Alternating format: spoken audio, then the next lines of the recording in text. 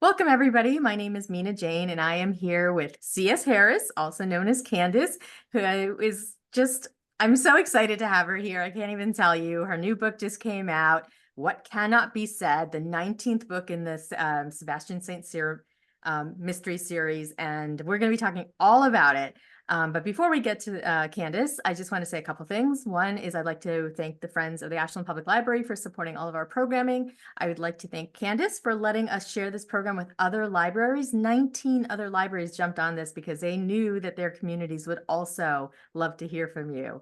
So thank you for that. And you can buy signed books by Candice from our favorite indie bookstore, Aesop's Fable. I will put the link in the chat. This is, as I told Candice, a pure Q&A. So ask your questions in the Q&A. There's a button at the bottom of the screen, and just put your questions in there. I'll moderate them to Candice during the hour, and I have plenty of questions if you don't. So we will go. So as you know, C.S. Harris is the author, the brains behind Sebastian St. Viscount Devlin of the Sebastian St. series, historical mysteries. And I love this tagline of it, think Mr. Darcy with a James Bond edge. I just love that. So, and I also love when you read Candice's bio is that she worked as an archaeologist, and she's been all over the world digging up stuff. So we'll have to ask you, what's the most interesting stuff you've ever dug up? And did it ever end up in one of your books? That's what I'm going to ask. So welcome, Candice. I'm so glad you're here. I don't know if you can tell, but I have exclamation points going all the way out of my head. Thank you for having me. It's great to be here. Thank you. Okay, so I just want to say went to that really quick introduction. Would you mind telling us a little bit more about yourself, and then we'll get right into questions and maybe, a little bit about what cannot be said. Let's see. I did start out in archaeology, and after I graduated from university, I spent several years working my way around the world at various digs. And then I decided to go back to graduate school in history. So I actually got my MA and PhD in history. And I taught for a while. My area of specialty was 18th and 19th century Europe. And then I started traveling again. And I was first published when I was in my early 40s. It was, fairly late in life. I started out writing historical romances. I wrote 7 of those, and then I started writing the Sebastian St. series, which I just turned in number 20. So I've been doing this for a long time. Oh my gosh. Wow. I mean, it's not many people that will write 20 books in a series. I think that's really, really amazing. And is it because your fandom is so it's so wide, so many people love these books? It is unusual to be given the opportunity, which is the way I see it, really, to keep this series going. When I first came up with the idea, I had a story arc for Sebastian's life that I wanted to tell. And I was kind of naive. I thought I could actually tell it maybe 6 or 8 books. And I actually haven't told the whole thing yet. So I'm glad I have had the opportunity to keep going, because it's really great as an author to be able to explore the same characters for so long, to see how they change as their life circumstances change. And that's one of the things I think I've enjoyed the most about writing this series, is to be able to really get to know these characters in all the facets of their changing life circumstances. Yeah, I mean, I think that's one of the things that readers like too, like myself, that we get to follow them and learn about them and dig deeper into them every time another book comes out and ponder what's going to happen next. So we'll talk about the books in a second, but I really wanted to go back to a little bit more about you, Candice, about, were you always a reader? Where I went? Were you always a reader? Oh, was I always a reader? Yes. I was living in Spain when I was a child, and I went very young to school and was taught to read from the time I was like 2 or 3. And so, yeah, I have always been a voracious reader. Mm-hmm. And when did you think that you might want to be a writer? Actually, that was fairly late. I was waiting. I had graduated from university. I was 20 years old, and I was waiting for my immigrant visa to come through to Australia. And so I had a couple months to kill. And I was reading a book that I thought was horrible. And I said to my mother, I could write better than that. And she said, oh, I'm sure you could. And so it was just kind of a lark, something I did to fill in time. And the book I wrote was absolutely awful. I never did anything with it, but I enjoyed the actual process of writing it so much. I kind of filed away in the back of my head that this is something I would like to do someday. And that day trying it again didn't come until for another 20 years. But that's when the idea came to me that I would want to do it because I enjoyed it so much. And then I just had to wait till the right time in my life to try it again. So were those 40 years filled with travel, archaeology, getting the degrees, things like that, as opposed to writing? Yes, yeah. I mean, I did start. I actually tried writing for writing books. I had two books that I eventually threw away.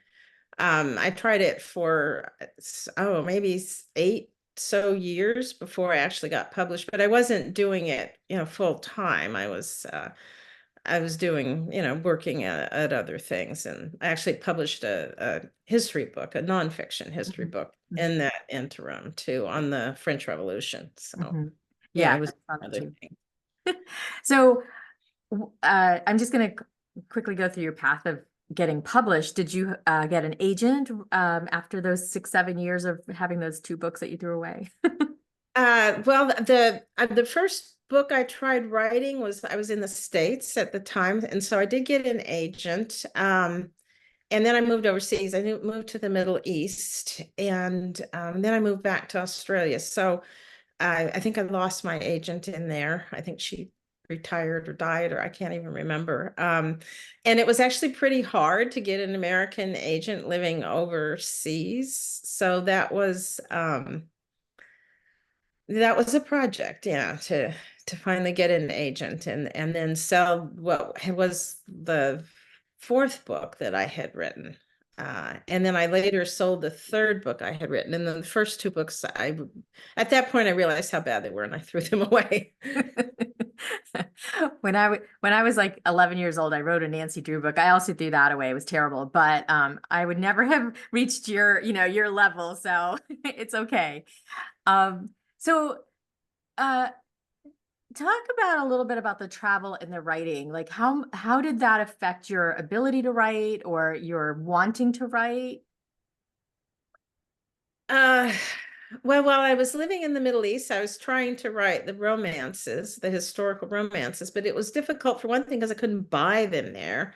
Mhm. And I think that was probably that was a hindrance. And then when I moved to Australia, uh, I I was, I had two kids in here, so I was concentrating on that. But it was actually after I moved to Australia that I got the idea for what became my first published novel, Night in Eden, which was a historical romance set in the first days of Sydney, the Mhm. colony at Sydney. And so that I had for Mother's Day, I asked my kids for this book called Women of Botany Bay, and it's a historical book on the women who were transported as convicts Mm. in the first years of the New South Wales. And so that was really what inspired me to write what became Night in Eden. Wow. Interestingly, you went towards historical romance as opposed to historical mystery to start. Was there a particular reason for that? Probably because that's what I was enjoying reading at the time. And it was while I was living in Australia that I started reading like Elizabeth Peters and the Brother Cadfael series. And I started thinking, oh, it would be interesting to write a historical mystery. Mhm. That's why I started thinking maybe I would switch. Well, this is not a spoiler to anybody who knows me, but I am a huge romance reader. So I discovered you as a romance writer and then was thrilled when you switched over to the historical mystery because it just from listening to you and reading the books, I just think, wow, you've got such a wealth of knowledge in terms of history and the period that you write in. So what was the impetus for you to come up with the idea for Sebastian?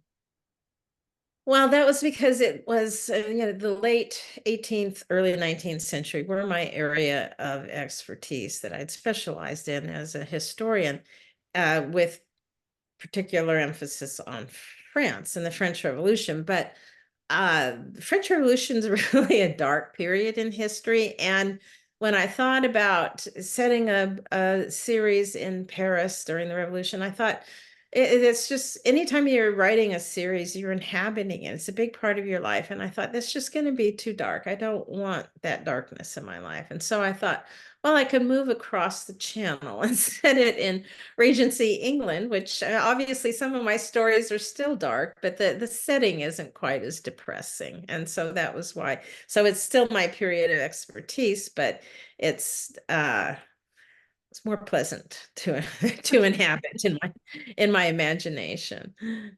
That makes sense. Although I do think just, the books can be kind of dark and really do involve the the Napoleonic War. So there's murder, there's this, anybody who's read these knows this is that there are multiple murders, brutal murders.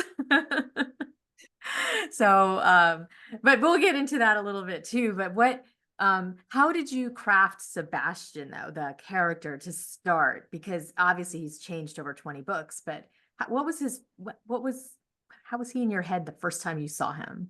Well, actually, ironically, I originally started with the idea of the character of Cat Boleyn.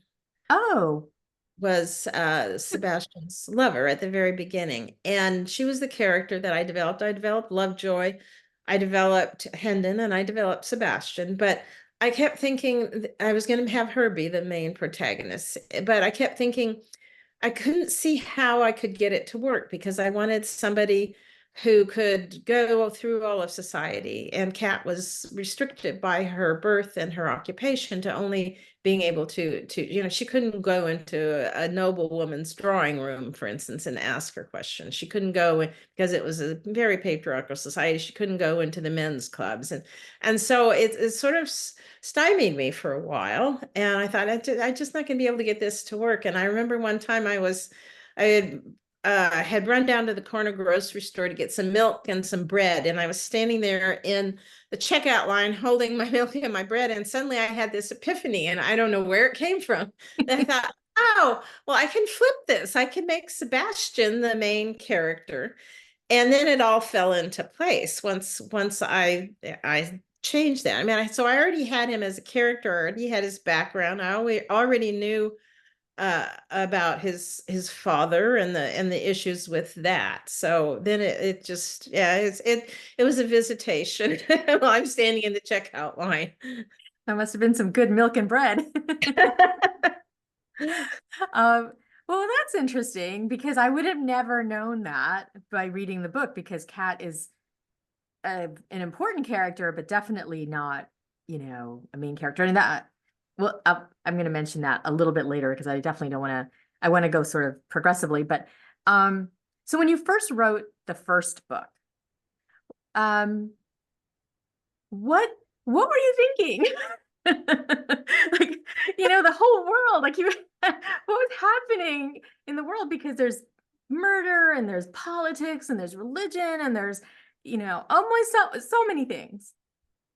It's hard to look back and recapture my mindset at the time that I wrote it. I knew that I wanted to start the series at the beginning of the Regency period so that goes on in the background of the very first book, so that it's at the very end of the book that the Regency is proclaimed. And I would like to, keep writing it up until the George III dies and George IV becomes king. So that was a part of it. I wanted to I knew from the very beginning that I wanted my stories to show all of Regency England. And we tend to associate the Regency with Regency romances with Jane Austen, which are, they're fun, but they very much focus on a certain strata of society. And I wanted to be able to show all of London, all of Britain, in terms of the social classes and so that I could approach the period as a well-rounded period in depth rather than just focus on this one area, which is fun. I loved Georgette Hare as a kid growing up. So, but I wanted to show what else was going on at that time. So that was a big part of what was driving me, I remember, in the first book. Yeah, definitely you get to see the dark underbelly, but you get to see all of it, like the middle class, and all of it. It's wonderful because you don't get that very often. Um, did you know that, well, why did you make Sebastian a master of disguises? Seems kind of an odd thing for for a character to be. Well, because I wanted him to be able to go down into the docks to go into the slums and to go in as someone who fit in to excuse me, to blend in ways that he would stick out. He sticks out like a sore thumb when he goes in a la nobleman. And so I wanted him to be able to blend more easily to get a better idea once again of what those strata of society were like. And so he was the master of disguises to be able to go to those places, but was he, except for the noble part, was he comfortable being in those places? Like, he seems like he just fits in, like he can just figure out how to get into those places and connect with the people there.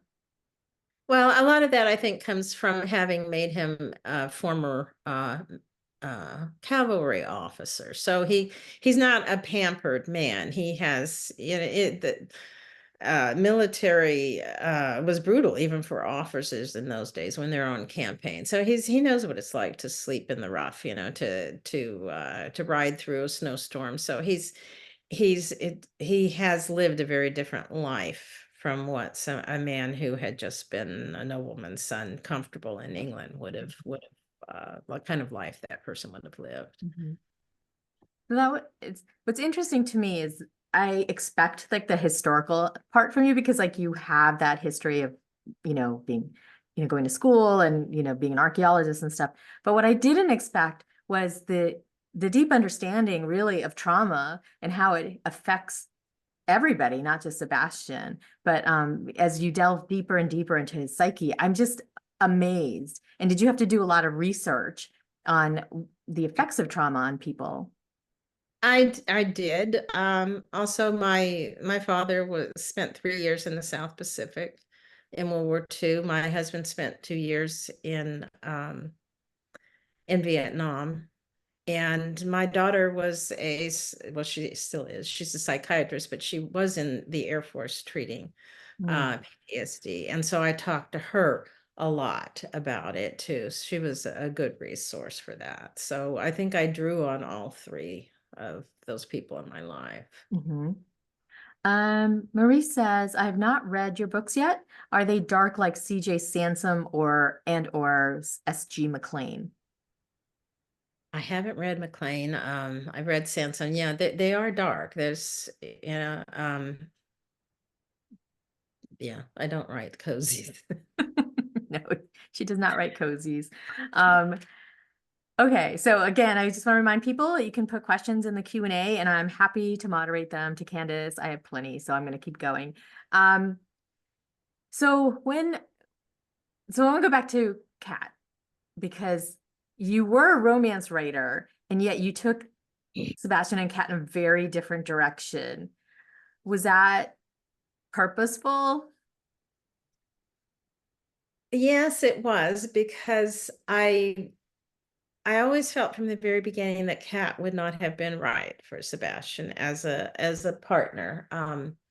and she had resisted him for so long. I couldn't see her just suddenly going, oh, well, yeah, I'll marry you and destroy your life and sit around and do nothing for the rest of mine because I can't be an actress anymore. So I didn't see that as really realistically continuing. A romance writer can bend the realities a little bit. They can have a man, marry seamstress, and then the next book they show her at a ball, which she never would have actually been at, but it's the fantasy, and that's okay. Whereas I wanted to make my books really more grounded in history. And I also wanted to explore the idea of kind of a second chance at love, that you can have this great love of your life, and if it, for various reasons, it doesn't work out, then you can find a really deep love with somebody else. And that was a big part of what was behind my desire to do that too. Mhm. I think, again, being a romance reader, I was like, what? Yeah, I got a lot of flack at the time. I had Team Cat, Team Hero, and some people were really unhappy about it. But I do think it made the series better than it would have, because it would have just kept it. The conflict with Cat was too one-dimensional to have just kept going through 20 books. I just don't think it would have worked. So Mhm. there was a practical reason apart from the philosophical reason. I love Hero, so I am totally team Hero. Jeanette asked a question, which I think is a hoot because I would answer it a certain way. Let's see how you answer it. Should your books be read in order? Um, they can be read as standalones. Each book has the mystery is separate, and I always make it a point to ground new readers in who my characters are and what their interrelationship is. I know I have read some series that I started later in, and I'm like going, who are these people and how do they fit together? So I really have made it a point within every book to make sure that I have enough background there that new readers um can hit the ground running. Mhm. And that said, there is a story arc about Sebastian's life and the lives of some of the other people in his life that goes throughout the books. So if you start later, in a sense, some of that you would miss. So, and for that reason, if you're interested in following the development of the character, then I would say start at the beginning. That's a good answer because I just always read everything in order. I can't not. Like if I pick up the third book in a series, I'll actually put it down and I'll go back to the first. Um, it's it's a quirk. Claire asked, and I have the same question or curiosity about, could you talk a bit about Hero's relationship with her father? Because it's fascinating. And Jarvis he was another one of those characters that was there from the very beginning in my mind, even before I flipped Sebastian and Cat in terms of the star. Um, he's for me, he's a fascinating character. I love writing about him because on the one hand, he's so ruthless and he can be so brutal, and yet he's not a sociopath. He loves his daughter. He loves England. He's totally dedicated to preserving the monarchy and expanding British power around the world. But so he does what he thinks is right. But he's one of those people, and something about humanity that fascinates me is that people can do horrible things thinking that they're doing good. Mhm. And so that's where Jarvis is coming from. And his daughter, she loves him. You can love somebody even though you know that they're not the kind of person that you are, maybe with your own ethical standards, but he's still her father and she still does love him. Mhm. It seemed strange to you ever that she would have sprung from him? Like in real life, would somebody like that spring from somebody like that? I mean, people do, I guess, but Well, I think it's the influence of her mother on her as well. And she has a streak of his ruthlessness in her. In some ways, she's more ruthless than Sebastian is, to be frank. Mhm. She has a harder edge to her than he does, and that definitely comes from Jarvis. But the other aspects of her personality, in those days, I don't think that fathers saw that much of their children when they were young. So I think her formative years would have been spent with her mother and whatever governesses she had. Mhm. And he comes out in her, I guess, genetics, the mystery of that. Well, she's definitely passionate. I do really admire that about her character. And was she one of the first as well? Like you had mentioned, Jarvis, Kat, Sebastian, and one other, Lovejoy, that were the first characters you thought of. Was Hero early on, or did she come later? She was there in my before even started writing the series.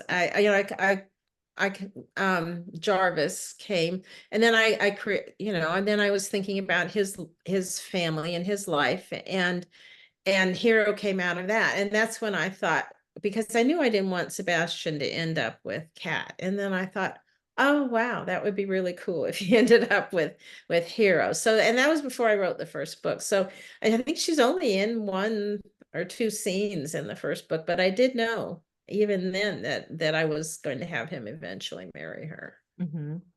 Wow. So I'm going to go to a little bit of a writing place because I do have a couple more questions from the audience, but I want to ask this first. Did you plot out the first couple, three books before you started writing, or are you more of a pantser? Oh, I'm definitely a plotter. That was one of the things I learned the very first book I ever wrote, the one I threw away. I just did it by the seat of my pants, and I ended up on all kinds of blind alleys, and that's when I learned. And the more books I wrote, the more I learned to plot, just to keep from uh wasting time, frankly, by having to go back and rewrite. So with the first book, I knew the first four books. I didn't have them plotted out, but I knew the story that I wanted to tell in them. And like I said, I knew the story arc that was coming, but I didn't have the mysteries for anything beyond the first four books. Wow. Okay. So yeah, I meticulously plot out my books. I take my scenes and I write each scene on a 3x5 index card, and then I lay them out on my dining room table until I get them in a coherent order, and then I type up an outline for myself, scene by scene outline, and that's what I follow. I will vary the story if I think of something that's works better, or if I find that something's not going to work the way I thought. Because sometimes when you get into writing a scene, you realize, oh, he wouldn't do that, or she wouldn't say that, or oh, this really doesn't make sense because of XYZ. So I will vary it. But yes, I do meticulously plot everything out. Mhm. So some authors have told me that their characters actually speak to them and tell them sort of like, oh no, that's not going to work. Does that happen to you ever where Sebastian's like, oh, Candice? No, they don't personally speak to me. I will hear, and when I'm writing, I hear the conversation, I see, the movements and the expressions on faces, and hear and smell things. I very much immerse myself in the scene in my imagination. But no, they don't break character and turn to me and say, "Oh, I would never do that." Okay, just checking. Um, so when you're plotting and now you're into you just, sent off your 20th book, do you also like think about what murders you haven't committed yet, what political turmoil you haven't addressed yet, those kind of things that so like it kind of gives you a place to go to? I do look at, okay, what was happening in that year that I want to address. I have recently sent off number 20, which will be called Who Will Remember? And that book is set in the summer of 1816, which was the year without a summer, when the volcano had exploded in Indonesia. And it was a huge, massive explosion, one of the worst they think that there's ever been. And it affected the weather to the point it killed literally millions of people because of droughts and floods and harvest failures. And so that is the background for that book. And I always knew that when I got up to 1816, I would, I would want that as a background Mhm. to that book. Sometimes the ideas for the mysteries just come out of nowhere. Sometimes I have to really work to come up with something. It's a combination. It just depends. I like it when they just come to me out of nowhere. The ones I struggle with can be difficult. Mhm. I know you said earlier that you don't write cozies when we were talking about how dark your books are. And I was thinking, like, in a cozy mystery, I always think I would not want to live in that town, like, with Jessica Fletcher, because somebody's going to die, right? And it's probably going to be me. But same with you, like, anybody that's in Sebastian's circle has got a target on their back. So did you go into it knowing that there were people that you were just going to kill off because either move the story forward or you didn't like them? Um, I've killed off two people that were close to Sebastian. And the first one, Jamie, when the first book he appeared in, I can't even remember now which one it was. I actually had intended to kill him in that book, but I liked him so much I didn't kill him. I kept him around, and I kept him around for another few books, and finally I said, "No, I'm sorry, Jamie, but you really need to die," just because he was so similar to Sebastian that I felt like, that I couldn't keep him. And then the other person I killed in the series, I felt like, and this was part of my motivation for killing Jamie too, that when you have a series and all of your characters are set characters, then it's hard to get any kind of suspense going, because your readers are going to think, well, this is a series character, she's not going to kill this person off. So by killing off two characters, I hope that I increase the suspense, that my readers can never really be sure that somebody else is that they like's not going to be the next murder victim. So that Yeah. was part of my reasoning too. So you're like the George R. R. Martin of historical mysteries. Not quite that bad. Right, okay. I want to go back to a question from Trammy, who asks about, could you talk a little bit about the relationship between Sebastian and his father, since we were talking about Hero and her father? Well, the father who raised him was Hendon, the Earl of Hendon, who was not actually, of course, his father. But although Sebastian doesn't know that at the very beginning. And so his relationship with Hendon has always been complicated by that fact that because he is very different from Hendon. And Hendon always knew he wasn't his son. So he always had a sort of an ambivalence towards him. He did raise him as his son. And I think he fell in love with him in spite of himself, in raising this boy who was so bright and talented and so honorable, and so Hendon fell in love with him in spite of himself. But Sebastian had this tense relationship with him growing up, because he always knew there was something not quite right, but he always thought it was in him, his something he was doing wrong. And so it has been a very complicated relationship. And once Sebastian finds out the truth, especially given the whole, and I'm not going to go into the rigmarole with Cat and everything surrounded, there was a lot of anger there. So they had to very slowly and cautiously and painfully work their way back to some kind of a relationship, which they have by number 19. They have definitely arrived at that place. It's different, but it's more mature, I think. Mhm. And I I know that Sebastian joined the military partly because of Kat, and was it partly also because of her Hendon? I'm sorry, I'm gonna say the name wrong. Because of he seemed very angry. Well, he didn't know the part that Hendon played in what happened with Kat, although he did know that Hendon was against the him marrying Kat.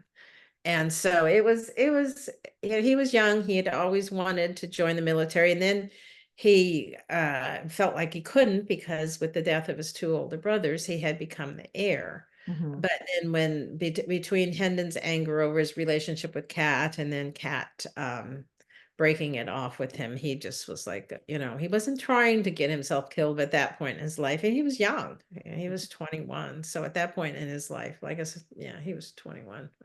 They made me change some ages, and now I have a hard time remembering what was original and what they changed.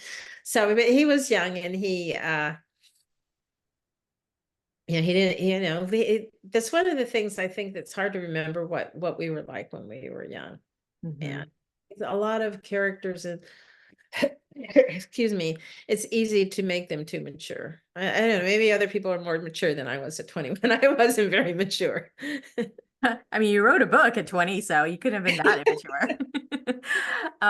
I find that really, really interesting because, he made that decision. Yes, he was young, and yes, he had some trauma there, but like he went into such a traumatic situation with the military. The war was just so awful, and the way he came out of, he came out of it and everything. Um, I mean, what kind of research did you do into the actual happenings of war that would cause Sebastian to be the kind of person he came out to be? Well, I read a lot of books on the Peninsular War. Um, and to be really frank, I sat down and talked to my husband about his own experiences. My father was dead by then. Um, and and actually he was the one that we sat down between us and came up with the scenario of what had happened to him in the peninsula that impacted him so strongly. Mm. Oh, fascinating. And Andrea is asking a question that I blew by, but I really wanted to ask as well. First of all, was they your publisher who made you change the age? And did they make you change it older or younger? They was my publisher, yes. It was Cat's. I had to change Cat's age because even though it was normal for the time, they felt that it would be it was inappropriate for modern readers. And so I changed her age. And then and later, that's why if you go back really carefully reading the books, you see that they don't line up in some ways, because sometimes I would forget that I had changed some things in terms of how many years it had been. And yes, it's hopefully nobody will ever go back and I'm actually really surprised that you haven't heard because like readers are um very honest, let's say. And I've heard, they'll email authors and be like, hey, this didn't line up. So I'm glad you haven't gotten those. Oh, I get those. I've got someone emailed me, or maybe it was on Facebook. I can't remember. I put a dog breed in there, and it's one of those things that I just didn't even think that, well, maybe this breed wasn't in existence in 1814 or whenever it was, and it wasn't. It taught me a lesson. I no longer mention breeds of any dogs. And sometimes I will just unthinkingly, like, when I was a kid, we had a barn and a horse, and so when I was writing a scene set in a barn, I had Sebastian lean against the bale of hay. Well, they didn't have bales of hay, at that time, but just in my barn there was bale of hay, and so that's when he leaned against. I should have known it. It's just sometimes it's just hard to keep track of all the moving parts of a scene, and some mistakes like that creep in. I used to obsess over it. Now I'm just like, it happens. Well, I think that's funny that your publisher made you change ages for your character to make it more palatable for a modern reader. But a modern reader would be like, wait a minute, there were no hay bales back then. They were pretty smart. Yeah, Um, I think that publishers sometimes nervous about, then they need more nervous than they need to be, and they don't give readers credit where sometimes they should. yeah, we're pretty savvy. Rosemary asks, how do you handle the dialogue in your stories? Do you do it along with the story, afterwards, or as you're plotting? Sometimes when I'm plotting, I will have snatches of dialogue that will come to me, so I will write those down. When I'm actually writing a scene, frequently I write the dialogue first. And so that when the first draft of my scene sort of looks like a script for a television show, or movie, because it's just dialogue, because I need to get that flow down. And then I will go back and put in the, you know, uh, not pat it. That's not the word I want. Flesh it out. Mhm, mhm. Have you ever thought of writing screenplays? Because that sounds like very much like a screenplay process. No, I've never thought of it, because as I understand it, you need to be really young to, Hollywood likes their screenwriters like under 30, and I didn't even get published till I was in my 40s. So, so I mean, I have read books on screenwriting because back from when I very first started writing, I realized, I mean, movies and television have conditioned the way we think of stories.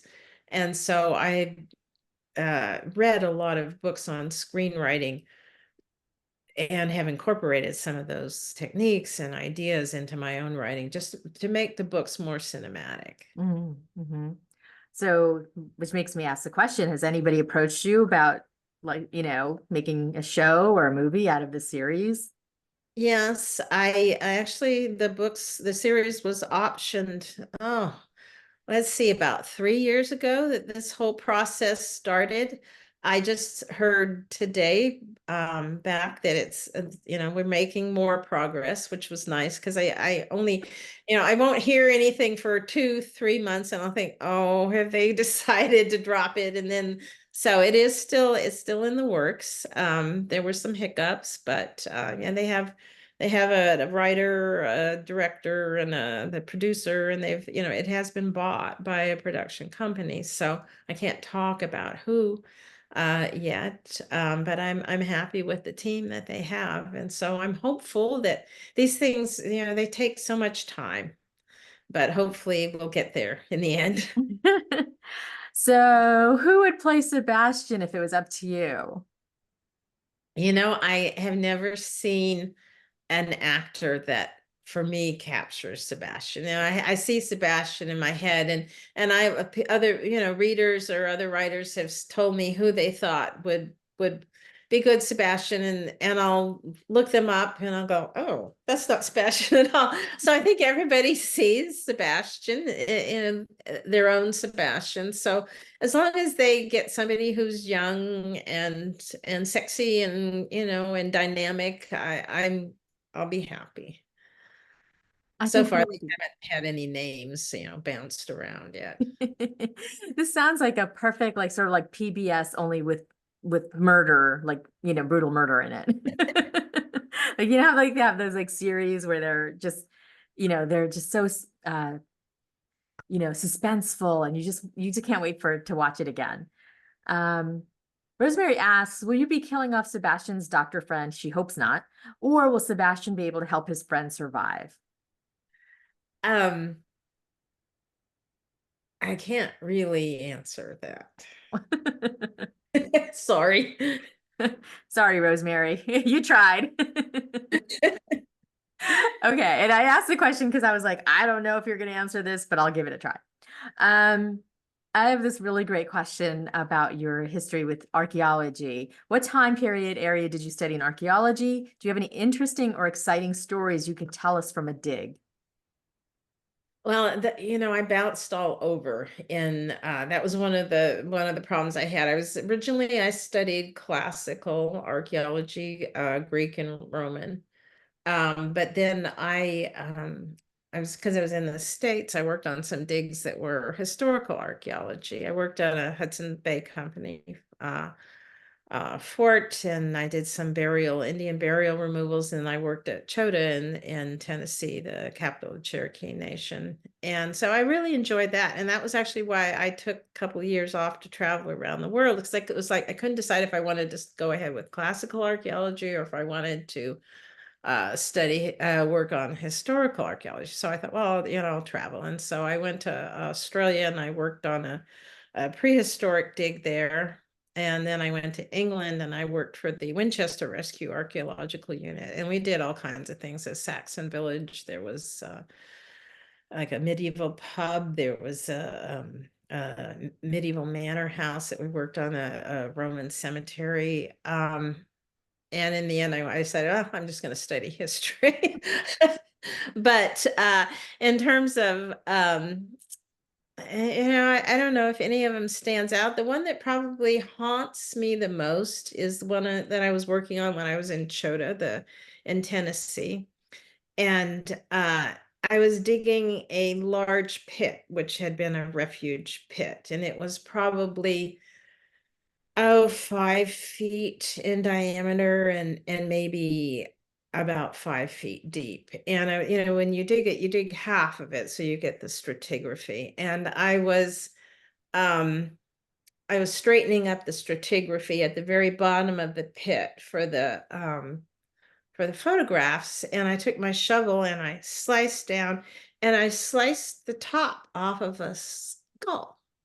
And it was somebody who was probably a slave or something that had just been thrown at the bottom of this refuge pit and then covered up with garbage. Oh. And and I think that's the one that has haunted me the most, because there was not a lot left. It was fairly well, decayed, and nobody knows who he was. The other burials that I had dug in England and in the burial removals, they had been buried by the people that they loved and cared for and that loved them, whereas this was just a body thrown away like garbage. And so that one has haunted me the most. Wow, that is Was that really too gruesome to tell? Maybe I need to come up with a less gruesome story. I think it's honest, and times were terrible, in different places and different parts of the world too. But was there anything that in your archaeological career that sort of made it into your books, like that kind of gruesome story? Um, I can't think of anything. I think there's probably I studied human osteology and I've used that at different points, but I can't think of anything actually from the digs I worked on that has made it into the books. No, Mhm. not that I can think of. I'll have to think on We'll have to do this again then sometime. Uh, so you said you're up to 1816 with the 20th book. From my historical romance reader times, I know that the Regency is starting to wane at that point. Is that correct? Well, it ends in 1820. Right. So it's The been going beginning on for. of 20. But I mean, at that point, the war is over. But I think there's a tendency to think, oh, the war was over, everything's okay. Well, actually, it wasn't, because when the war ended, it caused huge economic disruption. Prices fell, prices rose, wages fell terribly, and you had all of these discharged soldiers and sailors who flooded back that couldn't get jobs. And then, of course, you had the year without a summer, so that the harvests were failing. So it was a pretty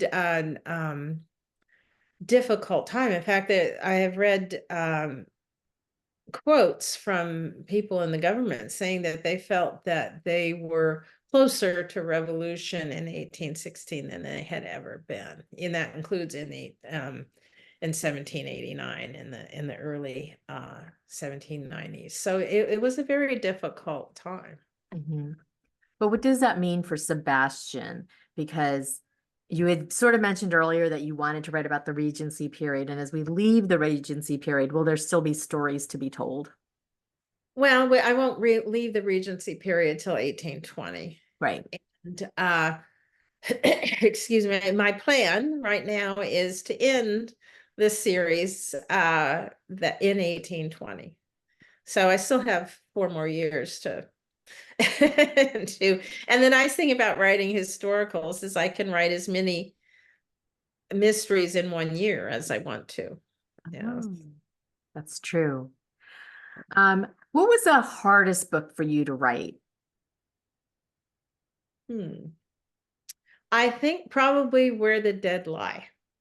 Oh, It was much darker than I had realized, and I got about halfway through it, and if I hadn't been on contract, I probably would have stopped just because it was too hard to write. I mean, difficult in terms of emotionally. And I've had readers come up to me and say, this book was too dark. And I said, yeah, I agree. It was too dark. I shouldn't have gone there. And it taught me a lesson though, that I mean, because even though the books are dark, I obviously have a line that I don't like to go past. And that one went past it for me. Um, I don't I'm not someone who likes to read horror, for instance. I don't go to horror movies. yeah. So that book was just a little too far for me. Hmm. Whereas I think some readers would say that that was one of your best because it really dug deep into, you know, terrible things. So, Yeah, it's like the book that just came out. That one was ended up when I got to the climax. That was hard to write because it's funny when I write. Usually, I don't know what it is about the process. It doesn't emotionally um impact me in a way that when I go back then and reread the book like a couple of years later, which I have done before, and I was like, oh, that's, I didn't realize that was as emotional as is. But this last book, writing that climax scene actually um was emotional for me. hmm. Which is curious for me because I used to be a social worker before I became a librarian. And I know there's this thing called secondary trauma where, you get traumatized from hearing about or reading about other people's trauma. Has that ever affected you because the books are dark and you have to dig deep into like the psyche of somebody who would kill somebody? Um, no, I don't think it has, but mainly because with the I go back to that, people usually aren't evil. They usually have a very good reason for doing what they're doing. And as long as you get inside that character's head enough to see what their reasoning is, then they're not the monsters. I mean, I think there's sadists, who sociopaths, okay, those are the monsters of the world. But like if you read about 1830s Germany, I mean Heinrich Himmler thought he was doing good Mhm. because he was ridding the world of people who he thought were contaminating the world. The homosexuals, the communists, the gypsies, the Jews. We look back at it and we think this is a monster, but he actually thought he was doing good. Mhm. So that's I think that when I write these villains, for if you want to call them that, that's I try to see, okay, what's his reasoning? Because people are amazingly gifted when it comes to rationalizing things. Mhm. Well, and from what you said about Kat and Sebastian not having that relationship would have been one dimensional, your all of your characters are very well fleshed out, so we do have a sense of like where they're coming from. So if you're going to 1820 with the books, and you could potentially write 8 to 10 more books because you could write more than one in a year. Do you have other storylines that you're thinking about? Not Sebastian, but other things that you would like to move into? I do. Yeah. I wrote 3 contemporary thrillers under C.S. Graham. And then I wrote a sort of coming of age book under C.S. Harris set in the American Civil War. And I like to write other things. don't like me writing other things, but I like to write other things. I feel like I just need a palate cleansing sometimes too. And so, yeah, I can't see, I'm getting old enough now that something I never thought about before is like, there's a limited number of years that I'm going to left that I'm going to be writing. So what books do I want to fill those years with? Mhm. Um, and so, yeah, I would definitely like to try other things. Well, we will read it. Um, so what are some books that inspire you to write or that you really enjoy reading? I'm a huge fan of James Lee Burke's Robichaud series. Mhm. Um, he is such an incredible wordsmith that he just takes my breath away, and his characters are very well done too. I also like John Connolly, the Irish writer, but his books are really dark. Uh, I mean, really, really dark to the point that I have to be in the right frame of mind to read one because they are hard for me to read. But he is again a beautiful writer, and for someone who wants to study craft, I would really recommend him because he has this gift to he introduces a character, and within 2 pages that character, you care about them and you're rooting for them, and then he does horrible things to them in the next page. But he's just an incredibly gifted storyteller. um, Mhm. and I also like Martin Cruz Smith, his Arcady Renko series. I've read them all, and so yeah, those are my three go-to writers. Mhm. So you tend to read what you write, like mystery thrillers type of things. I read a lot of nonfiction. Mhm. Um, uh, I read history. I'm reading a book on comparative mythology right now. Mhm. Um, it- it- Sometimes I'll go back and read some of my favorite books from the past. I recently got on a kick and I was reading a bunch of Georgette Hare books that I probably hadn't read in 30 years. And it was fun. Those are nice and light and Mhm. funny. But yeah, I'd say thrillers, mystery, and nonfiction is probably a big part of what I read. Mhm. And when can we expect number 20 out? Yeah, in April of next year, so 2025. And I have started plotting out number 21, Oh which my will God. it's set in December of 1816. So Mhm. it'll And be in the 1816 for that one. can you tell us what the incident is going to be? Like you said that the drought in Indonesia was the one for number 20 drought. What number 20 is going to be about? It's a kind of a strange book. It starts with this body that is found hanging upside down in an abandoned ruined chapel where they're tearing down the old streets to make way for what became Regent Street, and that's what kicks the book off. I haven't come up with the elevator pitch yet. I probably should. Well, as you know, we will read anything you write, so we're here for it. I love that. Like you just start with a bang and you just keep going. I love it. Well, anyways, we're about out of time. Thank you so much for being here, Candice. I really love this talk. I just learned so much and I love these books and characters. So I really appreciate your time and delving into them with us. Well, thank you for having me. I always enjoy talking about my books. And we like hearing about it. So I thank you everybody for being here and for listening in and your questions. And hopefully you'll be looking for Candace's book, What Cannot Be Said. If you have not read it yet, do so. Run out and get it. And hope you all have a wonderful night. Good night, Candace. Thank you. Good night.